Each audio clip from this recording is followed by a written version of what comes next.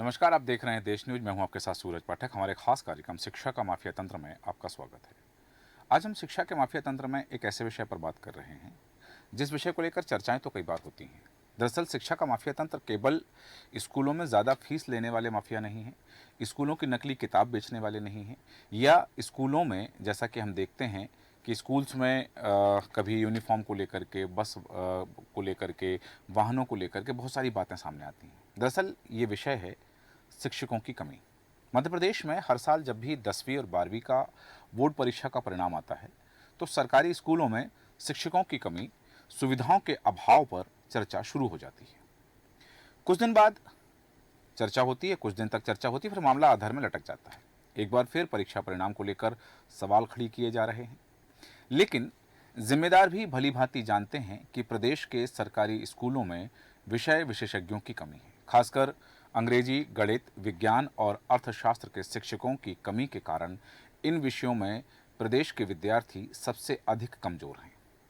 वित्त विभाग के आंकड़े कहते हैं कि 2022 और 2023 के सत्र में 23,127, 2023 और 2024 के सत्र में 6,144 और 2024 और 2025 के सत्र में 942 शिक्षकों के पदों की स्वीकृति की गई है। यानी 2022 से 2025 तक के लिए वित्त विभाग ने कुल 30,213 पदों को भरने की स्वीकृति दी है। सरकारी दस्तावेजों में यह भी कहा गया है कि वर्तमान में कई विषयों में पात्रताधारी अभ्यर्थी उपलब्ध न होने की वजह से सीमित संख्या में ही भर्ती की जाएगी। इसलिए 2022-23 में 15,252, 2023-24 में 13,963 और 2024-25 में 942 पदों पर भर्तियां की जाएंगी। देश में नई शिक्षा नीति के बारे में भले ही बढ़ चढ़कर बातें हो रही हों, लेकिन सरकारी स्कूलों में कोई खास बदलाव नजर नहीं दिख रहा है। कम से कम मध्य प्रदेश में तो इसका कोई खास असर दिखाई नहीं दे रहा है। हाल ही में Madhya Pradesh board higher secondary exam के नतीजों ने भी प्रदेश के सरकारी स्कूलों में जो पढ़ाई हो रही है उसकी पोल खोल कर रख दी है। हाल ही में मध्य प्रदेश के 10वीं और 12वीं के बोर्ड परीक्षा के परिणाम आए तो उसमें यह तथ्य सामने आया कि अंग्रेजी, गणित, विज्ञान व अर्थशास्त्र में सबसे अधिक कमजोर विद्यार्थी हैं। दोनों कक्षाओं में विद्यार्थी का सबसे खराब प्रदर्शन अंग्रेजी में रहा है, जहां 10वीं में लगभग 3 लाख और 12वीं में लगभग 1.5 लाख विद्यार्थी फेल हुए हैं अंग्रेजी के विषय में। वहीं 10वीं में गणित में 2,91,000 और विज्ञान में 2,41,000, सामाजिक विज्ञान में 2,27,000 विद्यार्थी फेल हुए हैं। इसी तरह 12वीं में यदि देखा जाए तो 12वीं के रिजल्ट में अर्थशास्त्र में 53,000 विद्यार्थी फेल हुए हैं और भौतिक शास्त्र में 60,000 विद्यार्थी फेल हुए हैं। यहाँ तक कि हिंदी में भी 10वीं और 12वीं कक्षाओं में विद्यार्थियों का प्रदर्शन खराब रहा है। इसका सबसे बड़ा कारण है स्कूलों में शिक्षकों की कमी।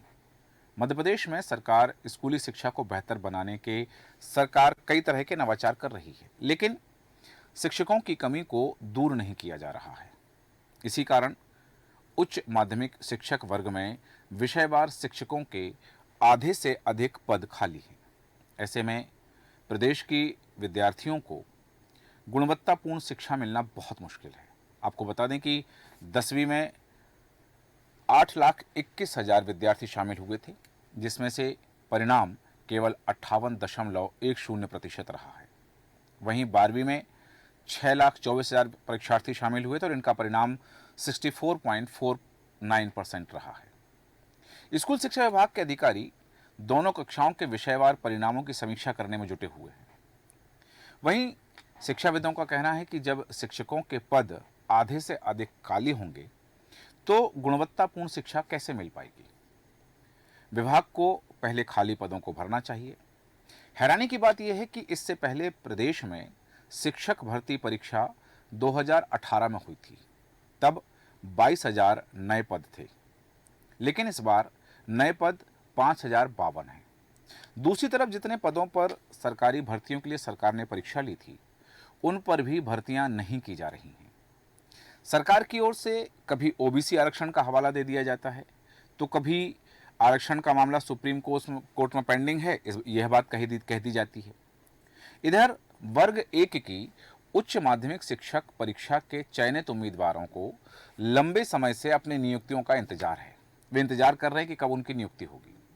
चयनित उम्मीदवार नियुक्तियों और पद वृद्धि की मांग को लेकर प्रदर्शन भी कर रहे हैं और आंदोलन भी कर रहे हैं। कहा जा रहा है कि सरकार के उदासीन रवैये की वजह से अब उन आंदोलनकारियों की नाराजगी और उनका गुस्सा बढ़ता जा रहा है। उच्च माध्यमिक वर्ग के अंग्रेजी व हिंदी में शिक्षकों के आधे पद खाली हैं। वहीं अंग्रेजी में शिक्षकों के स्वीकृत पदों में से जो 5,900 हैं, उनमें से 2,910 पद खाली हैं। बात की जाए गणित विषय की, तो गणित विषय में स्वीकृत पद 3,700 हैं, जिसमें से 1,823 पद खाली हैं। इसी तरह हिंदी में 6,040 स्वीकृत पद हैं और इनमें से 3,029 पद खाली हैं। 1 दिसंबर 2022 को मध्य प्रदेश सरकार ने एक राजपत्र जारी किया था और उस राजपत्र के मुताबिक प्रदेश के हाई स्कूलों में प्राचार्य और उप प्राचार्य के 1,114 पद खाली हैं।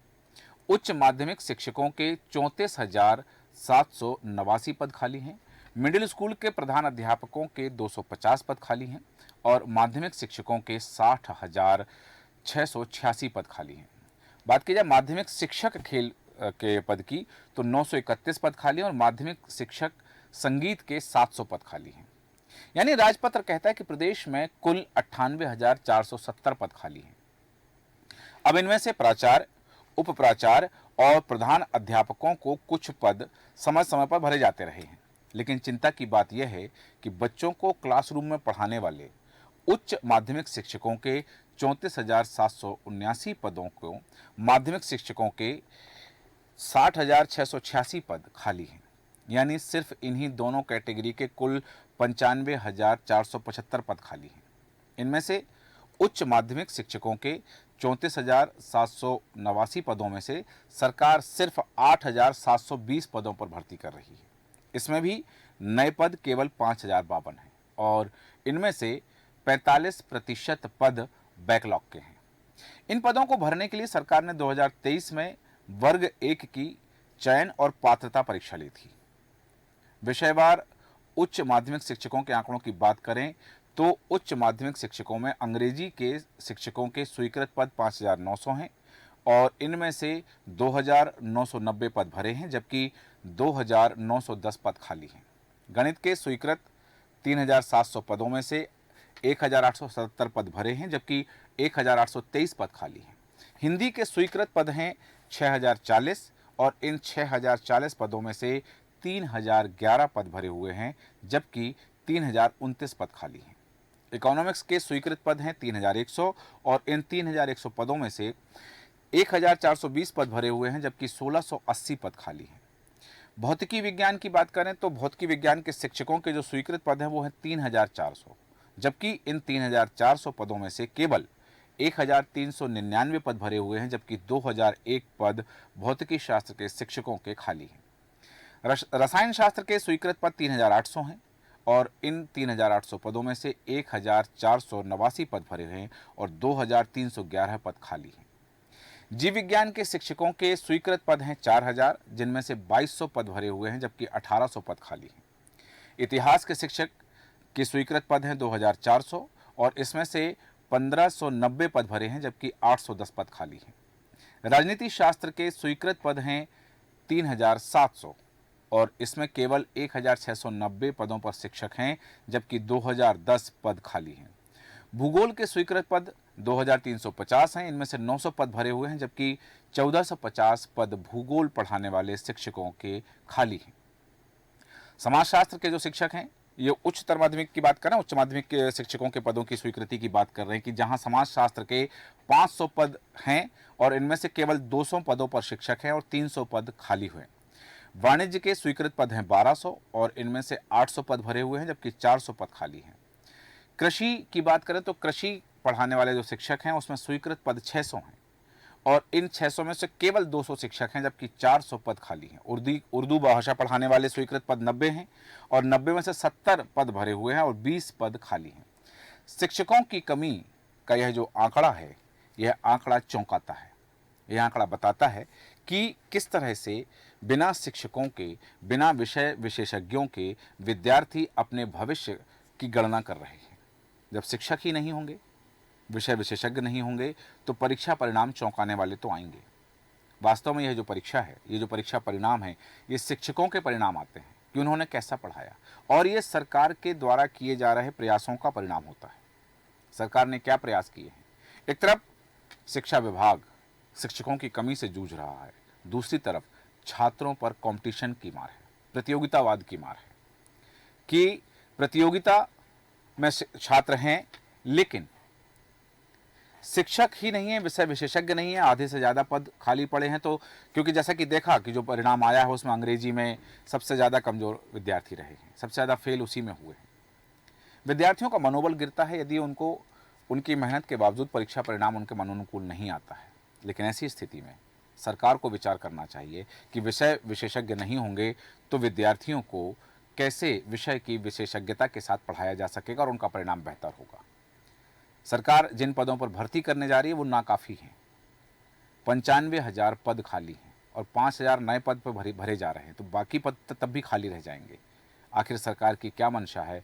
विद्यार्थियों के भविष्य के साथ यदि खिलवाड़ हो रहा है तो इसके पीछे जिम्मेदार कौन है, यह विचार करना होगा। हमारे आज के खास कार्यक्रम में इतना ही। बने रहे देश न्यूज़ के साथ। नमस्कार।